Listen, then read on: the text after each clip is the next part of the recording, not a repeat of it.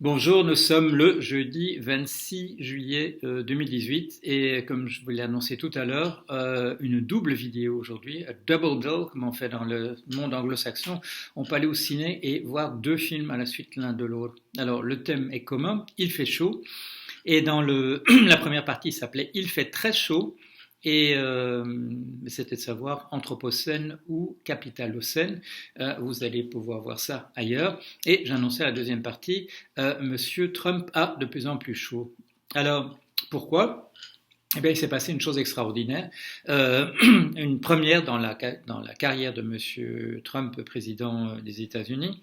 Il a fait machine arrière sur deux sujets.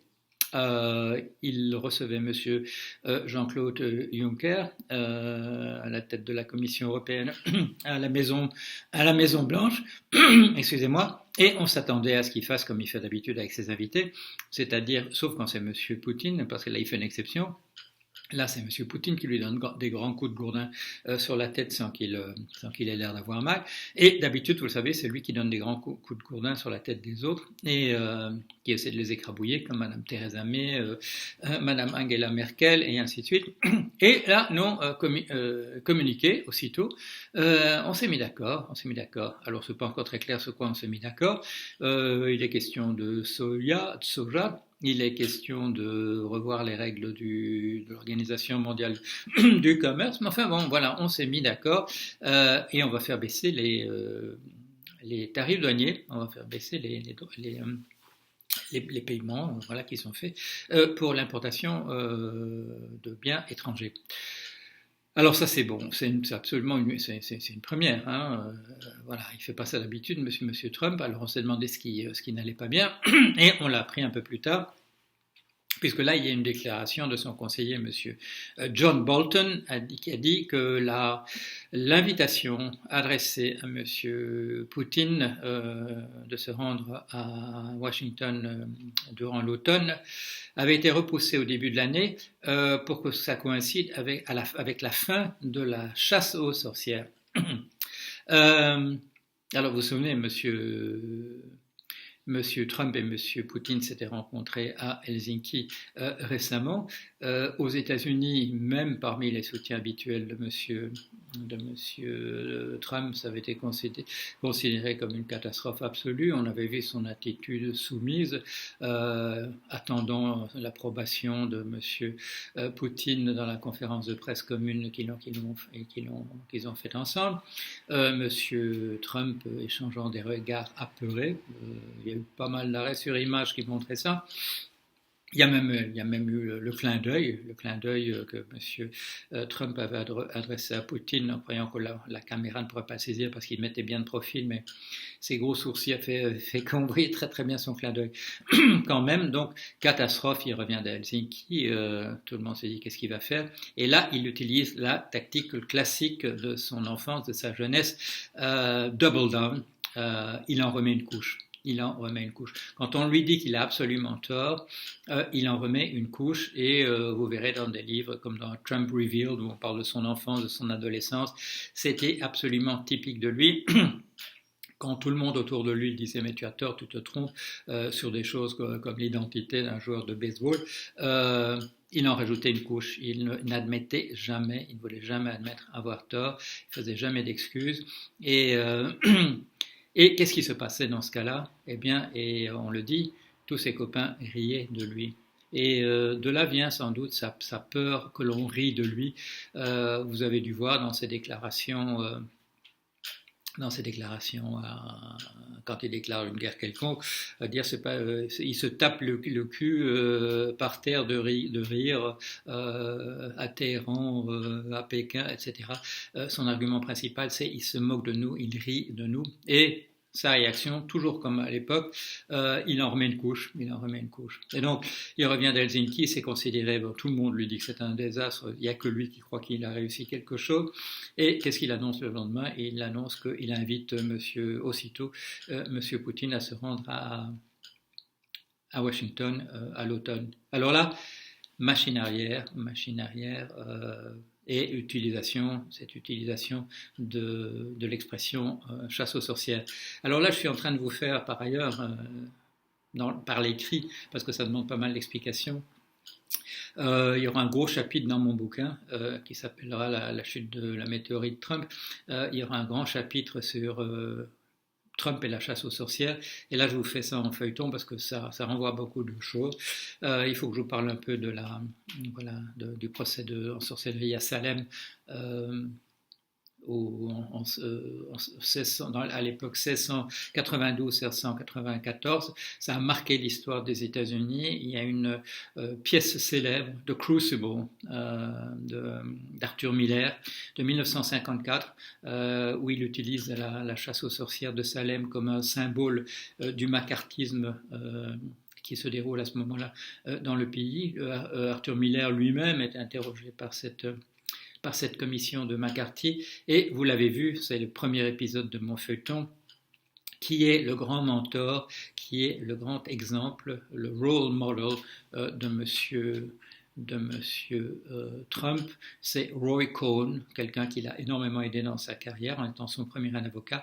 Et qui est monsieur Roy Cohn? C'est l'âme damnée de McCarthy, c'est le secrétaire de McCarthy, c'est lui qui insuffle ses grandes idées. Donc quand monsieur, et c'est ça va être la conclusion de mon enquête, quand monsieur Trump parle de chasse aux sorcières, il sait de quoi il parle. Ce qui a tué la carrière de son mentor, c'est l'utilisation de chasse aux sorcières dans le sillage de la pièce de Arthur Miller. Et donc, pourquoi est-ce que M. Trump l'utilise de manière systématique? Il essaye d'anesthésier l'opinion sur cette histoire de chasse aux sorcières, du fait que des accusations vont apparaître comme ça, haute trahison personnelle, etc. Depuis le départ, il s'est dit, je vais anesthésier le public en répétant chasse aux sorcières, chasse aux sorcières, chasse aux sorcières. Et au moment où on m'inculpera, le public sera convaincu qu'il s'agit simplement d'un montage, d'une hystérie collective. Comme on dit maintenant, et de choses de cet ordre-là. Alors pourquoi cette marche arrière de monsieur? Pourquoi fait-il une marche arrière tout à coup dans sa rencontre avec Jean-Claude Juncker, dans cette invitation à Poutine? Pourquoi cette idée qu'on fera ça plutôt l'année prochaine, après la fin de la chasse aux sorcières? C'est parce que, d'abord, le travail de Muller, la commission Muller, de Robert Muller, avance. Il y a un reportage que je voyais hier. Il y a, quand M. Trump répète, il n'y a pas de collusion, les preuves existent, il n'y a rien qui prouve qu'il y a collusion. Un reportage montrait hier qu'il y a 82 Américains qui sont déjà en difficulté pour collusion, et ils sont tous dans l'entourage de Trump. Il ne manque qu'une personne dans la collection, c'est Trump lui-même. Mais pourquoi la journée d'hier? Là, je crois qu'il me semble qu'il est... que M. Trump est déstabilisé par quelque chose d'assez anecdotique et finalement qui est plutôt marginal dans ce qui se passe. C'est cet enregistrement d'une conversation entre lui et Michael Cohen, qui était jusqu'à récemment son avocat. Ça circule maintenant.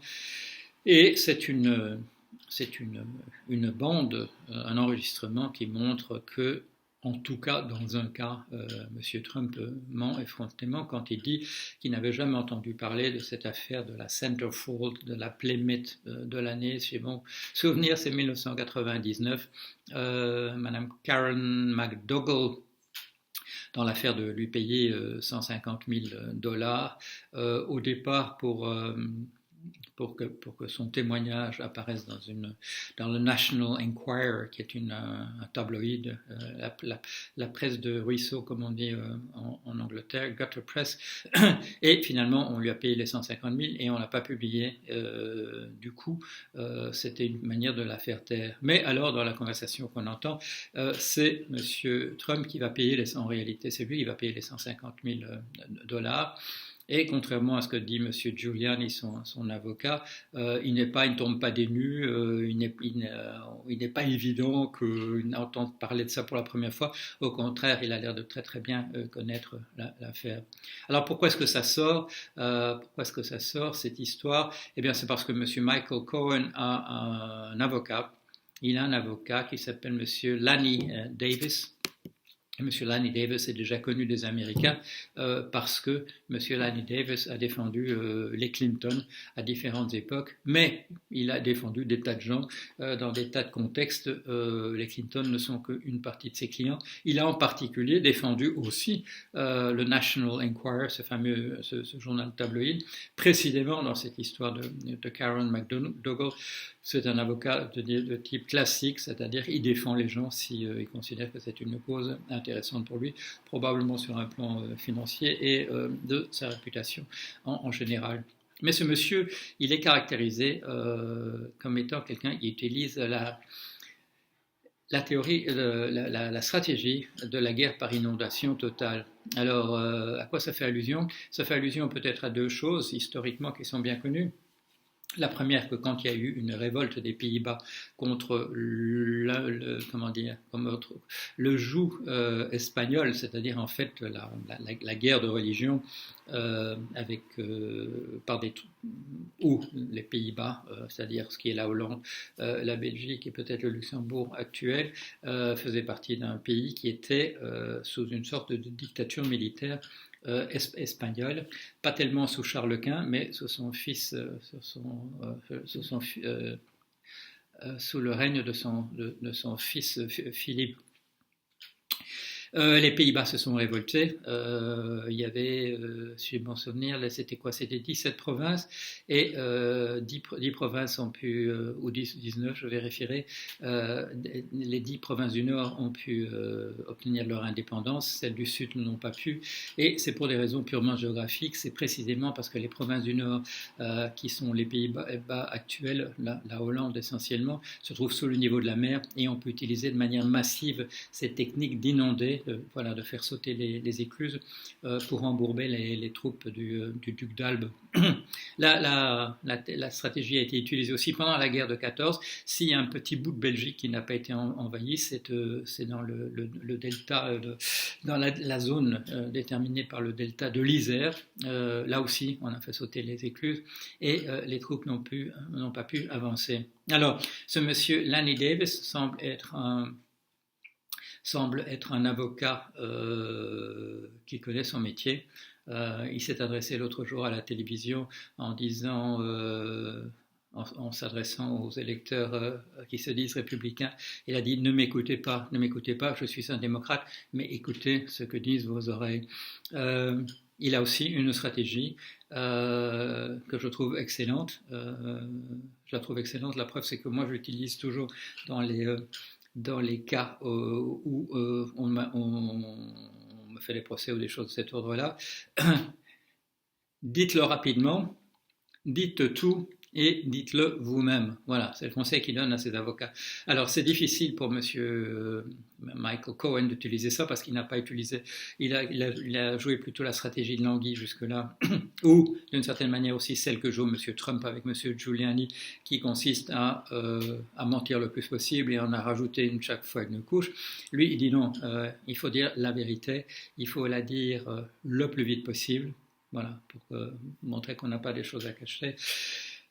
Il faut la dire toute et il faut la dire soi-même. C'est-à-dire il vaut mieux que ce soit le client qui parle plutôt que l'avocat. Parce que il y a un truc qui s'appelle la sincérité, même si on n'en parle plus beaucoup ces jours-ci, parce qu'on sait bien qu'on peut remplacer la sincérité par un procès un paiement de dommages et intérêts, si ça coûte moins cher que la sincérité, mais et qu'on obtient un prix Nobel d'économie, comme M. Coates, si on défend ce point de vue-là. Voilà. Alors, j'ai le sentiment que ce qui commence à déstabiliser véritablement monsieur Trump, c'est le fait d'abord que l'enquête de Mueller avance, mais peut-être que effectivement ce monsieur, cet avocat, Lanny Davis, est en train de marquer des points. Alors interrogé, ce monsieur Lanny Davis a dit, excusez-moi, mais il n'y a pas de croisade où il n'y a qu'un seul chevalier. Moi, je n'arriverai pas à faire tomber Trump tout seul. Mais il ajoute aussitôt, comme le dit le reportage dans The Guardian qui parle de ça, il ajoute quand même, Mais quand je suis dans la rue, il y a quand même pas mal de gens qui m'arrêtent en disant vas-y mon gars, vas-y, tu vas la voir. Voilà. Alors, ça c'était ma deuxième vidéo pour aujourd'hui. Je crois que je vais arrêter là. Euh, sur le thème il fait chaud et la seconde partie c'était donc il fait de plus en plus chaud pour Monsieur Trump. À bientôt.